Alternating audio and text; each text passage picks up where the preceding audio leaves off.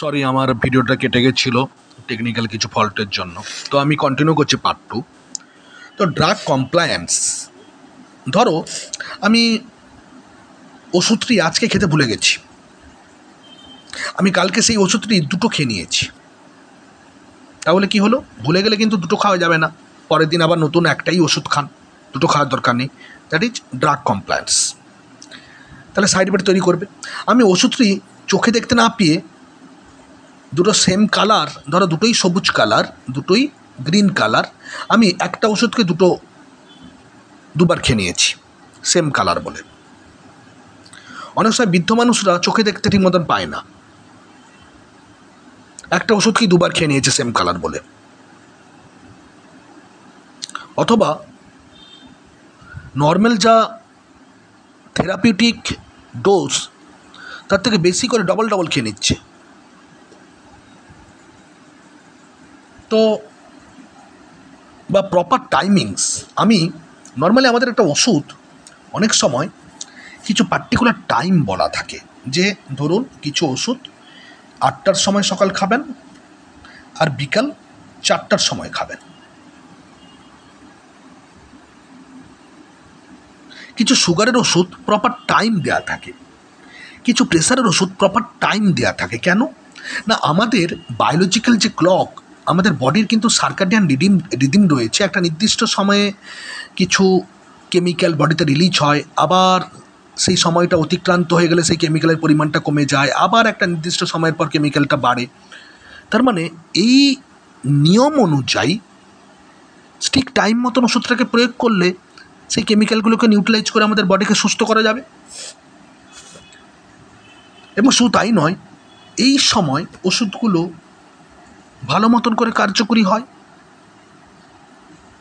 But আমি সেই সময় বাদ দিয়ে যদি অন্য সময় খাই, তাহলে কিন্তু আমাদের ওষুধ কাজ করবে না, আমাদের সাইড এফেক্ট তৈরি করবে, টক্সিসিটি তৈরি করবে।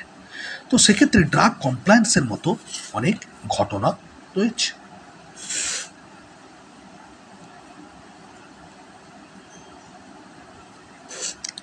ড্রাগ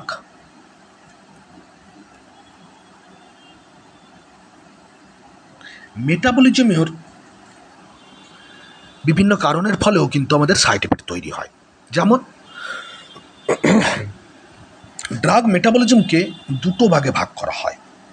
একটা হচ্ছে ফার্স্ট পাস মেটাবলিজম, একটা হচ্ছে second pass metabolism. First pass মানে ধরো এই একটা প্লেয়ার, এই হচ্ছে গোল নেট লাগানো আছে, এইখানে গোলকিপার দাঁড়িয়ে আছে, আর এইখানে এই দলের আরেকটি প্লেয়ার দাঁড়িয়ে আছে।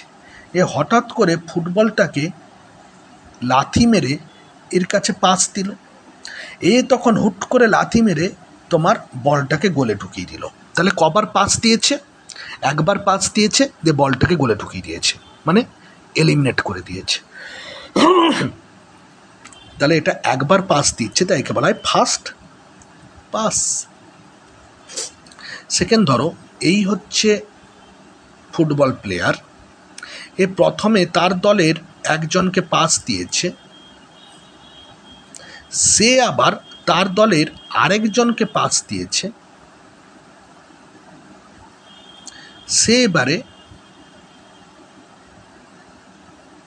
গোল করছে, মানে গোল রক্ষী আছে, গোল করছে। তাহলে কবার পাস গেছে? 2বার। সেকেন্ড পাসের পর কিন্তু বলটা, তাহলে সেকেন্ড পাসের পর কিন্তু বলটা এলিমিনেট হয়েছে। এখানে ফার্স্ট পাসেই বলটা এলিমিনেট হয়েছে, এখানে সেকেন্ড পাসেই বলটা এলিমিনেট হয়েছে। তার মানে কোনটায় বেশি সময় লেগেছে? দ্বিতীয় ক্ষেত্রে বেশি সময় লেগেছে বল গোলে ঢুকতে। এখানে একবার পাস দিতেই কিন্তু বলটা গোলে ঢুকে গেছে, এখানে 2বার পাস দেওয়ার পরে বলটা গোলে ঢুকে গেছে। তাহলে কোন ক্ষেত্রে বেশি সময় লেগেছে? দ্বিতীয় ক্ষেত্রে বেশি সময় লেগেছে। So that's why second pass মেটাবলিজমের ক্ষেত্রে কিন্তু ড্রাগ অনেকক্ষণ সিস্টেমে থাকে, এবং আমি যদি হাই ডোজের ড্রাগ প্রয়োগ করি এবং আমি যদি তোমার বারবার প্রয়োগ করি, তাহলে সেক্ষেত্রে কিন্তু ড্রাগ টক্সিসিটি তৈরি করবে। নট অনলি দ্যাট,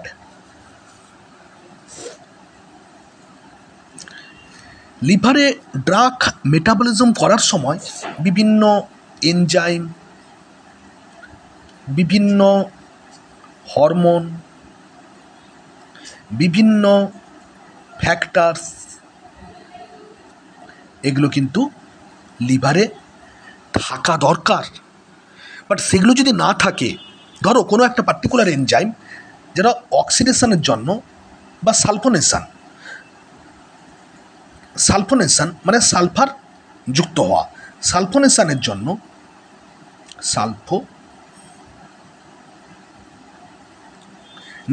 জন্য যে এনজাইমটা দরকার, সেই এনজাইমটা ধরো সেই ব্যক্তিটির শরীরে বর্তমান নেই, তৈরি হয় না। কারণ কি, জেনেটিক্যালি যে জিনটা ওই পার্টিকুলার এনজাইমটা তৈরি করবে, সেই জিনটাই অ্যাবসেন্ট, বা সেই জিনটাই কিন্তু বিকৃত বা মিউটেশন হয়েছে, তাহলে সেই পার্টিকুলার এনজাইমটা তৈরি হবে না, বা সেই পার্টিকুলার হরমোনটা তৈরি হবে না, বা সেই পার্টিকুলার ফ্যাক্টরটা তৈরি হবে না। তাহলে সেই যদি কেমিক্যালি কোনো সাবস্টেন্স বা কোনো একটা এনজাইম বা কোনো একটা হরমোন বা কোনো একটা ফ্যাক্টর যদি না তৈরি হয়, জেনেটিক্যালি যদি মিউটেশন ঘটে, তাহলে তার কিন্তু মেটাবলিজম হবে না। মেটাবলিজম না হলে এলিমিনেশন হবে না। এলিমিনেশন না হলে কিন্তু বডিতে ড্রাগ অনেকক্ষণ জমে থাকবে। এছাড়া যদি লিভারে যদি প্রপারলি ব্লাড সার্কুলেশন না হয়, তাহলে সেক্ষেত্রে কিন্তু ড্রাগ সিস্টেমে ঘুরতে থাকবে, জমে থাকবে, টক্সিসিটি তৈরি করবে। বা লিভার যদি ফেলিওর হয়, তাহলে যে ওষুধগুলো লিভারের মাধ্যমে এলিমিনেট হয়, বাইলের মাধ্যমে এলিমিনেট হয়, আমি ধরো কোনো একটা পেশেন্ট লিভার ফেলিওর, তাহলে যে ওষুধটি লিভারের মাধ্যমে এলিমিনেশন হয় বাইলের মাধ্যমে, সেই ওষুধটি যদি আমি একে প্রয়োগ করি, তাহলে এর বাইলের মাধ্যমে এলিমিনেট হতে পারবে না, তাহলে বডির সিস্টেমে জমে থাকবে, তাহলে কিন্তু ড্রাগ টক্সিসিটি তৈরি করবে। তাহলে লিভার কিন্তু একটা বিশাল বড় ভূমিকা গ্রহণ করে।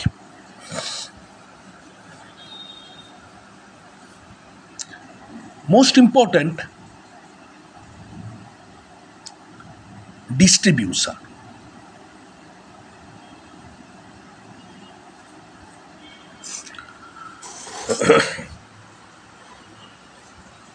ধরো যে সমস্ত ওষুধগুলো ফ্যাট সলেবল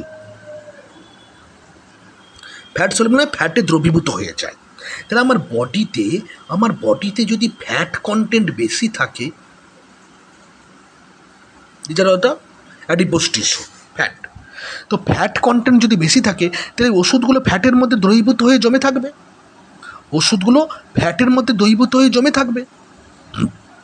চর্বিতে জমে থাকবে। তাহলে ওষুধগুলো সহজে কিন্তু বডির বাইরে বেরাচ্ছে না, এলিমিনেট হচ্ছে না, তাহলে বেশি করে জমে থাকছে। এবং ভলিউম অফ ডিস্ট্রিবিউশন কিন্তু এখানে অনেকটা বেড়ে যাচ্ছে, ফ্যাট কন্টেন্ট হওয়ার জন্য ভলিউম অফ ডিস্ট্রিবিউশন কিন্তু অনেকটা হচ্ছে, তার ফলে সহজে এলিমিনেট হচ্ছে না। সহজে যদি এলিমিনেট না হয়, তাহলে ভলিউম অফ ডিস্ট্রিবিউশন যদি বেশি হয়, তাহলে কিন্তু টক্সিস তৈরি করবে। যে সমস্ত ওষুধ র্যাপিডলি মাথা থেকে পা পর্যন্ত প্রত্যেকটা কম্পার্টমেন্টে ছড়িয়ে পড়ে, সেগুলো কিন্তু ভলিউম অফ ডিস্ট্রিবিউশন বেশি হলে কিন্তু বেশি করে টক্সিসিটি তৈরি করে, বেশি করে সিস্টেমে থাকছে, বেশি করে টক্সিসিটি তৈরি করছে, অ্যাডভার্স রিয়াকশন তৈরি করছে।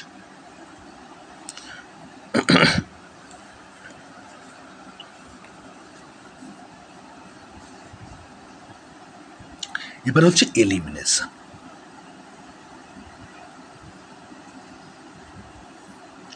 দেখো, এলিমিনেশনে যদি গণ্ডগোল হয়, আমাদের এলিমিনেশনের মেজর রুটগুলোর মধ্যে কিডনি, লিভার, লাং এবং বডি সিক্রেশন।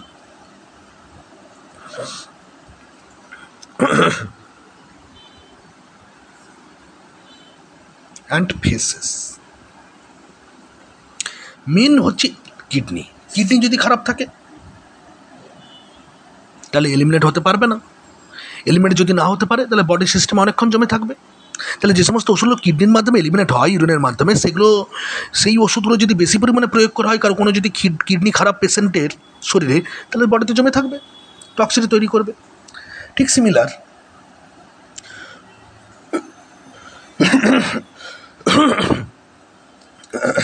কিডনির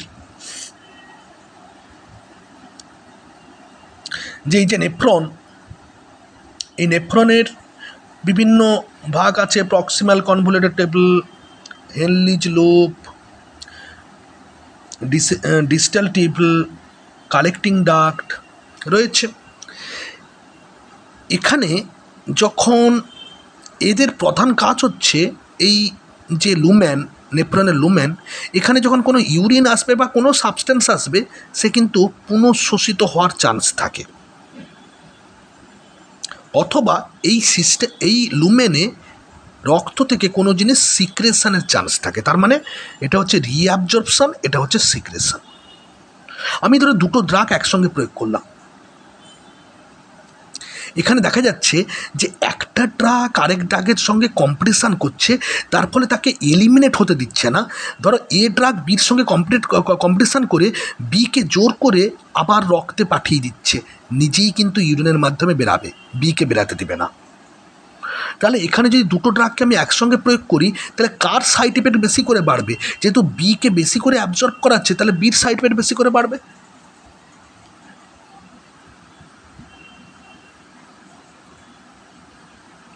যেমন খুব কমন এক্সাম্পল, তুমি যদি অ্যাসপিরিন দীর্ঘদিন যদি ব্যবহার করো, তাহলে অ্যাসপিরিন কিন্তু তোমার ইউরিক অ্যাসিডের সঙ্গে তোমার এই কম্পিটিশান করে, তার ফলে দীর্ঘদিন অ্যাসপিরিন ব্যবহার করার ফলে অনেক সময় ইউরিক অ্যাসিড বাড়ে, এবং সেক্ষেত্রে ইউরেট ক্রিস্টাল স্টোন তৈরি হতে পারে। তাহলে এলিমিনেশন।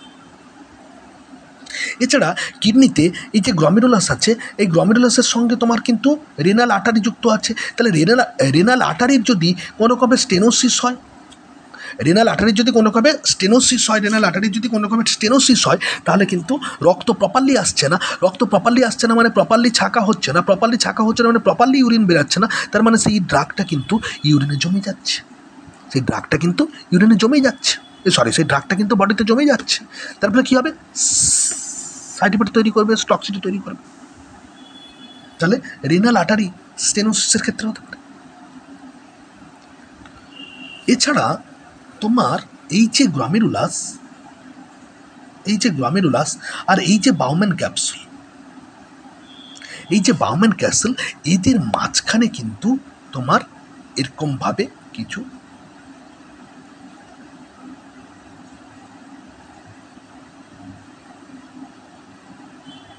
কিছু সেল থাকে, একে আমরা কি বলে থাকি? পেডোসাইট। এই পেডোসাইটের মাঝখানে দেখো ফেনিস্ট্রেশন রয়েছে, ছাদা রয়েছে, এবং গ্লমেরুলাসের এখানে মাঝখানেও ছাদা আছে। তাহলে এই যে গ্লমেরুলাসের মাঝখানে ছাদা, পেডোসাইটের মাঝখানে, দুটো পেডোসাইটের মাঝখানে ছাদা, এবং বাউম্যান ক্যাপসুলের মাঝখানে ছাদা, তাহলে এই যে একটা পাথওয়ে, এই পাথওয়েতে কিন্তু নেগেটিভ চার্জড পার্টিকেল কিন্তু ক্রস করতে পারে না। তার কারণ হচ্ছে এখানে নেগেটিভ চার্জড প্রোটিনের আস্তরণ থাকে। তাহলে নেগেটিভ চার্জড পার্টিকেল এলে তাকে কী করে? বিচ্যুত করবে, পাস করতে দিবে না। তাহলে আমার যদি কোনো ড্রাগ যদি ডিসোসিয়েটেড হয়ে নেগেটিভ চার্জড হয়, তাহলে সে সহজে কিন্তু এখান থেকে পাস করবে না, এবং সে কিন্তু এলিমিনেট হবে না। সেক্ষেত্রে এলিমিনেট না হলে সে কিন্তু বডিতে জমে যাবে, দিয়ে কিন্তু অ্যাডভার্স রিঅ্যাকশন তৈরি করবে।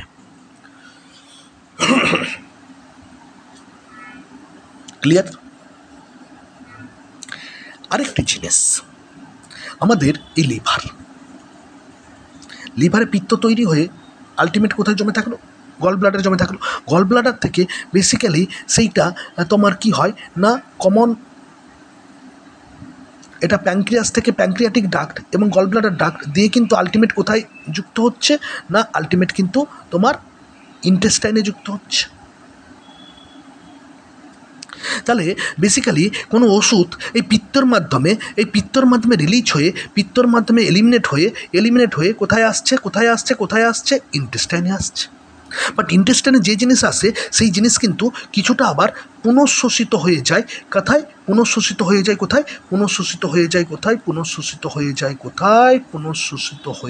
কোথায়? লিভারে।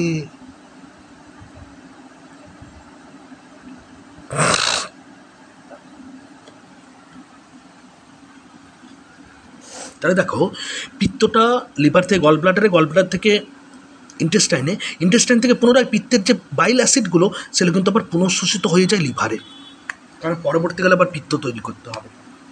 তাহলে এই যে পুনঃশোষণ হচ্ছে, এই পুনঃশোষণের সময় এই পিত্তের মাধ্যমে যে ড্রাগগুলো এসেছিলো সেই ড্রাগগুলোর কিছু পোর্শনটাও আবার পুনঃশোষিত হচ্ছে। এই ধরনের সার্কুলেশনকে আমরা বলা হয় এন্টারো হেপাটো বিলিয়ারি সার্কুলেশন।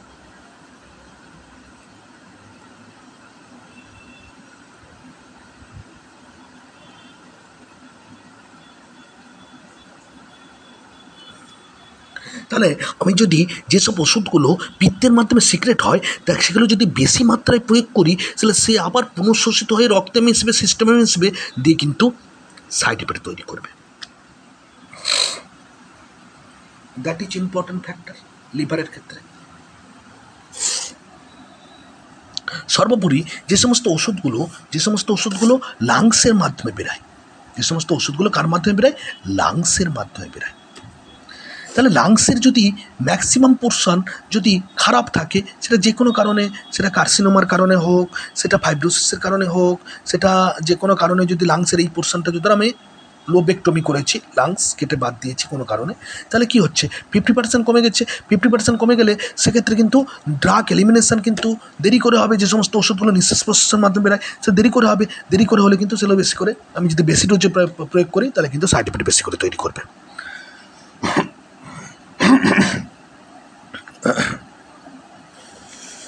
তাহলে আমি দেখতে পাচ্ছি যে বডির অভ্যন্তরীণ বিভিন্ন কারণের জন্য ড্রাগের অ্যাডভার্স রিয়াকশান তৈরি হচ্ছে, এবং বডির অভ্যন্তরীণ যে সমস্ত কারণের জন্য ড্রাগের অ্যাডভার্স রিয়াকশান তৈরি হচ্ছে তাদেরকে আমরা বলছি এন্ডোজিনাস কজ অথবা এন্ডোজিনাস ফ্যাক্টর। আর বডির বাইরে বিভিন্ন কারণের জন্য যে আমাদের ড্রাগ অ্যাডভার্স রিয়াকশান তৈরি হচ্ছে তাকে আমরা বলছি এক্সোজিনাস কজ বা এক্সোজিনাস ফ্যাক্টর। তো নট অনলি দ্যাট, অনেক সময় এক্সোজেনাস কজের ক্ষেত্রেও আবার হেভি মেটাল যদি ড্রাগে মেশানো হয় অথবা হাই ডোজ যদি দেওয়া হয়, তাহলে সেগুলোও কিন্তু আমাদের বডিতে কিন্তু তোমার কী করে? অ্যাডভার্স রিয়াকশান তৈরি করে। এবং সেগুলোর জন্য আমরা কী করি? চিলেটিং এজেন্টস ব্যবহার করি, অথবা আমরা চিলেটিং এজেন্ট কী করে? তাকে ইউরিনের মাধ্যমে বাইরে বের করে দেয়। চিলেটিং এজেন্ট মোর ওয়াটার সলেবল করে তোলে, দিয়ে ইউরিনের মাধ্যমে বাইরে। অথবা আমরা সেই ওষুধগুলো যদি ভুলবশত খেয়ে ফেলে তাহলে আমরা কী করি? অ্যান্টিডোট ব্যবহার করি। অ্যান্টিডোট কী করে? নিউট্রালাইজ করে দেয়, ইউরিনের মাধ্যমে বাইরে বের করে দেয়। অথবা আমরা কী করি? ড্রাগ অ্যাবজর্পশনে বাধা দিই, আমরা অ্যাক্টিভেটেড চারকোল পাউডার খাইয়ে দিই। সেক্ষেত্রে কিন্তু অ্যাক্টিভেটেড চারকোল কী করে না, এই স্টমাক থেকে যে অ্যাবজর্পশানে বাধা দেয়। এবং অ্যাক্টিভেটেড চারকোল কী করে? কিছুটা টক্সিক জাতীয় ড্রাগকে নিউট্রালাইজ করে, এবং অ্যাক্টিভেটেড চারকোল কী করে? একটা ভমিটিং টেন্ডেন্সি করে বাইরে বের করানোর চেষ্টা করে।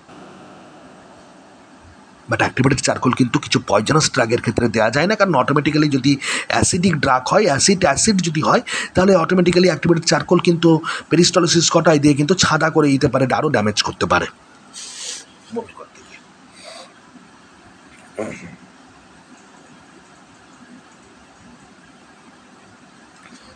তো আশা করি আজকের যে টপিক্সটা আমাদের ছিল drug adverse reaction, drug toxicity, তার মধ্যে আমরা স্বল্প পরিসরে আশা করি মোটামুটি একটা আমরা তোমাদের কাছে আমি একটু আলোচনা করে আশা করি বেসটাকে তৈরি করতে পারলাম। এবারে তুমি প্রচুর ইনফরমেশান কালেক্ট করবে, এটা কি ওটা কি সেটা জানবে, পড়াশোনার মাধ্যমে জানবে, দিয়ে কিন্তু নিজেকে ব্রাশ আপ করবে।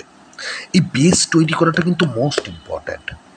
প্রত্যেকটা স্টুডেন্টকে বলছি, পড়াশোনার কালচারের মধ্যে থেকেও, যেখানে পড়াশোনা হয় সেখানে ভর্তি হও, যেখানে পড়াশোনা হয় না ভর্তি হও না। পরবর্তীকালে দেখা যাবে তুমি কিন্তু ফার্মাসিস্ট হিসেবে সাকসেসফুলি হতে পারবে না, ফার্মাসিস্ট হিসেবে পরিচিতি লাভ করতে পারবে না, ফার্মাসিস্ট হতে পারবে না, ফার্মাসিস্ট হিসেবে তুমি প্র্যাকটিস করতে পারবে না। অনেকগুলো বাধা তৈরি হয়ে গেছে এখন নির্দিষ্ট শিক্ষাবর্ষে, 2024 শিক্ষাবর্ষে। তো সেক্ষেত্রে আমি যারা 2024 শিক্ষাবর্ষে এখনও ভর্তি হওনি, ডিপ্লোমা ইন ফার্মাসিতে যারা ভর্তি হতে চাইছো এবং এরকম একটি প্রতিষ্ঠান খোঁজ করছো যে যেখানে বাড়ির মতো সুন্দর পরিবেশে পড়াশোনা হবে, সঠিকভাবে ভর্তি হবে, রাইট অ্যাডমিশান, রাইট তোমার অ্যাকাডেমিক্স, সঠিকভাবে পড়াশোনা হবে এবং ইকোনমিক অনেক সস্তা,